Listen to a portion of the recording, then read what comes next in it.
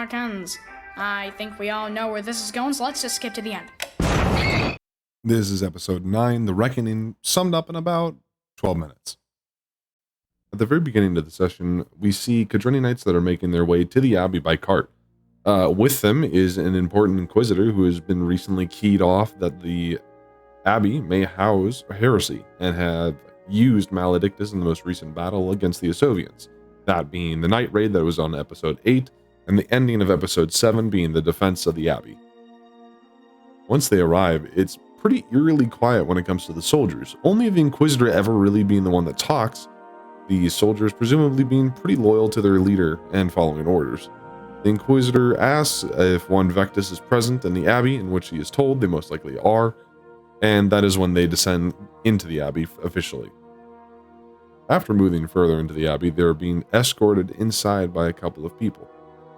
And once they get to the main hold, they immediately spot their first victim for interrogation, which is Lupio Blackmore, who is captured and brought to the prison of the Abbey, in which only the Inquisitor heads inside, and the Cadreni Knights stay outside the front doors, ensuring nobody interrupts the work.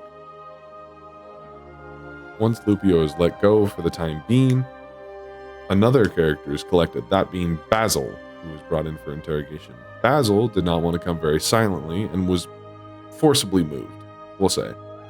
A couple of beatings are done, some vocal issues with Basil to the Knights, but none of them are responded to. He was very harshly thrown inside, questioned, and then thrown down the stairs. The next of the people to be collected is Quentin, who is questioned, interrogated, and then eventually let go, such as many of the others.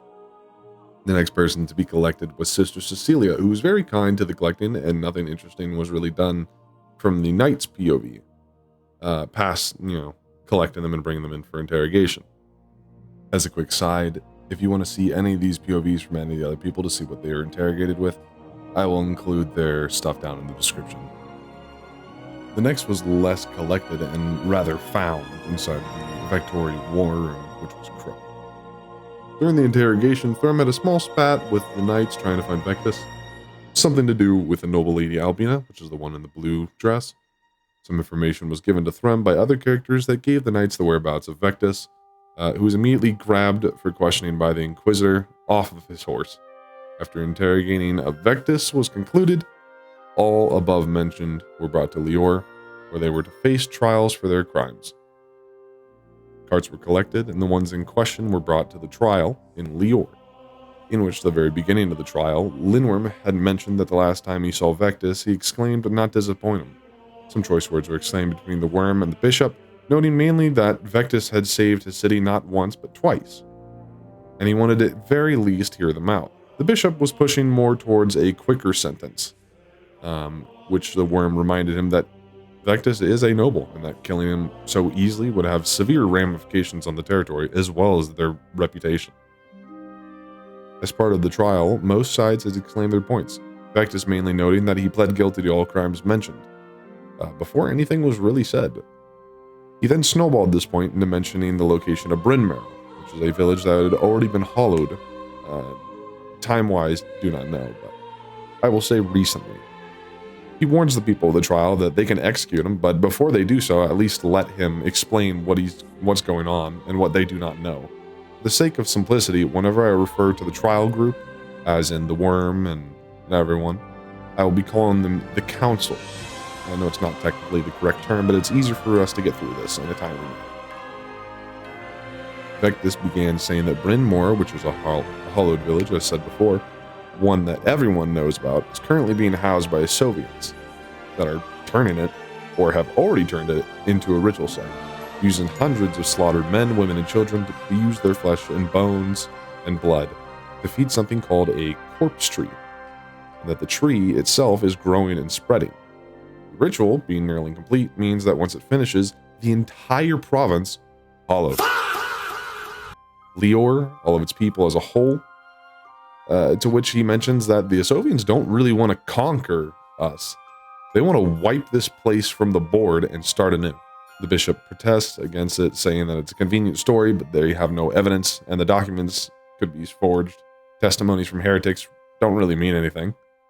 But little does the bishop know that on the previous episode, Night Raid, the Vectori had captured Osovian documents that gave ritual instructions, sacrifice counts, and maps of Bryn Mawr with sigils carved into the land, as well as a few key points. The Inquisitor states that he's seen the documents after sifting through them, but they aren't very conclusive, as they are compelling, but just not, not easy to jot down. But the main thing of note that he asks to the Vectori is, why do we need you? The Inquisitor states that Commander Rayek's Knights are stationed in the province, 20 highly elite soldiers that are literally trained for this reason, to kill demons, cults, and purge diabolists, in which they've already done so in 3 different provinces. So it's their whole career. What qualifications do the Vectori have to rival the Order? Vectus, being the smart person that he is, states that the Order has already allowed covenantal insurrections, and ASO as a whole has waged many wars against Rizia in flagrant violation of the Covenant, while the Cadreni don't really do anything, as innocents are pillaged and razed and murdered. That among the other towns that have already been hollowed, which is Bryn Mawr, Blackmoor, and Valent, it wasn't really a lack of faith that caused their downfall. It was kind of like the church doesn't really know how to end or reverse hollowings, that they just kind of wait and hope like it's a tornado and just that it doesn't hit them. Now, this obviously causes some discourse amongst the council, but Vectus eventually states that weeks ago a group from the Vectorum tried to destroy the tree. One person named Dominic Vickers, who was formerly a faithful servant of the church, and that he wielded a blade forged by hand so occultic it would cause an uproar. This blade mortally wounded the tree, in which normal attacks could not. When people asked the nature of the blade, it was revealed that it was made by the Sikori themselves, people that are often seen as heretics and pagans due to their nature, and that they understand the ways of the world much, much better than the church ever will. The Sikori gave the Vectorum a weapon capable of destroying the tree. The church kind of is yet to give anyone anything, other than saying if they pray real hard, maybe the bad dream will just disappear. Now, this obviously shakes the council. They've been introduced to a weapon that rivals the church's doctrines, and it has proof of working, which kind of has them in a bad light. The church has been fighting, in Factus's own words, the symptoms, but not the disease itself. It's managing, not fixing. And the church has been keeping people safe by not telling them anything, feeding them lies to keep them ignorant, because nobody would want to rival the church, right? That'd be stupid. Well, they would be wrong. The Vectori do. Righteousness only gets you so far as a knight. Their knights will walk in and die for nothing because they think they are immune so long as they have faith. The Vectori have people that have experienced the dark side of the world. Dominic used the blade before to wound the tree once. Festus, which we've seen in previous episodes, survived being used as a conduit for the ritual before. And the Vectori have tons of Maledictus that have already walked across the abyss and came back. The Vectori are a display of tools that nobody could claim in the same experiences. And the martial blades of people that aren't one of those aforementioned 3 don't really have anything left to lose, but everything to gain. The Inquisitor states that by doing this, the Covenant will collapse, using a weapon that goes against their rules to endure heresy. But the thing is that the Covenant has already collapsed the moment they wrote it to hide from their failures. This is something that Vectus says himself. Ignorance is a blindfold. The holy ideals won't shield anyone. It just means people will die confused. The Cadreni Knights only know their oaths, and once the Halloween starts to corrupt them, they will break super quickly, because they've been taught to think that they're invincible. The Vectori, in Vectus's words again, have been taught to survive. A few shouts and hollers are made between all different people, the bishop, the inquisitor, the house, Carl.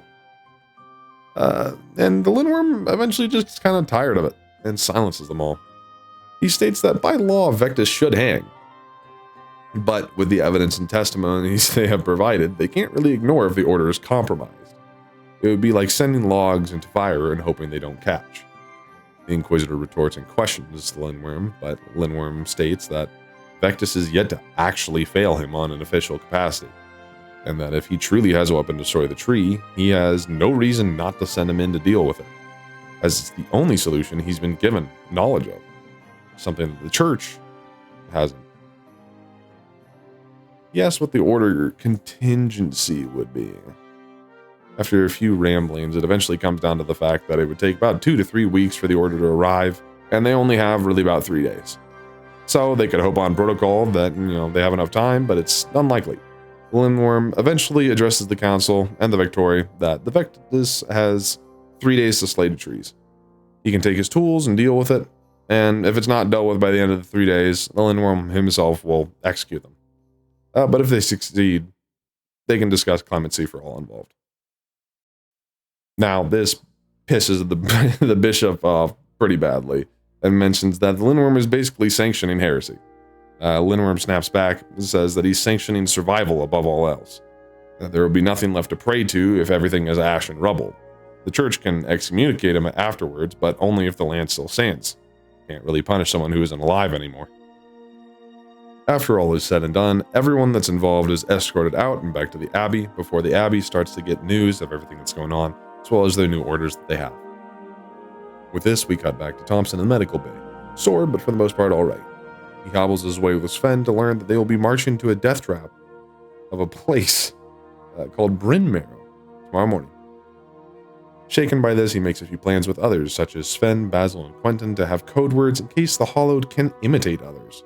A small protection against mimics, and states that it's imperative they all make it home alive. Afterwards, he sneaks off to the Nyla tree to restate his vows of protecting his comrades, and that he will not allow another Victoria to fall so long as he can protect, and will ensure people return safely. After some light conversation with Basil and some brotherly love exchanged, as well as the reveal of Eleanor preparing to heiress, the night passes and all make their way out to Bryn Marrow to start riding. Some have to walk, some have to ride, but overall he mentions to Basil that no matter what, they're both going to make it back home. As the whole of the Victorian makes their way through the tunnel to Bryn Marrow, whetstones are divided between Basil and Thompson. They give each other a nice arm bump or some shit. I can't really remember too much about that bit. And a small description is given of the tree. The tree is a massive overbearing size. It seems terrifying. There's, a thing in the air that's making everyone feel uneasy, and it's not sure if it's a literal thing or if it's just nerves. But the Victoria are divided into groups. One is to secure Bryn Marrow, one is to destroy the tree, and one is to stop the occultists. And that's pretty much it for episode 9. To find out who survives and who dies, check out the new episode of... Just want to quickly drop by and say that right after this video is uploaded, episode 10 is going to be uploaded because it's been prepared for a while. This is just a very rough recap of episode 9. It took way longer than I expected to, mainly due to laziness of my own self and being very busy with life.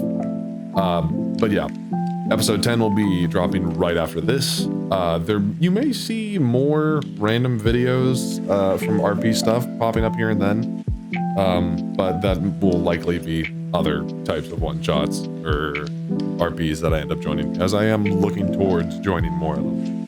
So, once again, all the other POVs or links to the people that portray them will be down in the description. Please go check them out if you want to see what actually words were said and, the reactions to them, because obviously my audio is corrupted, so I can't really say anything. But yeah, their links will be down in the description.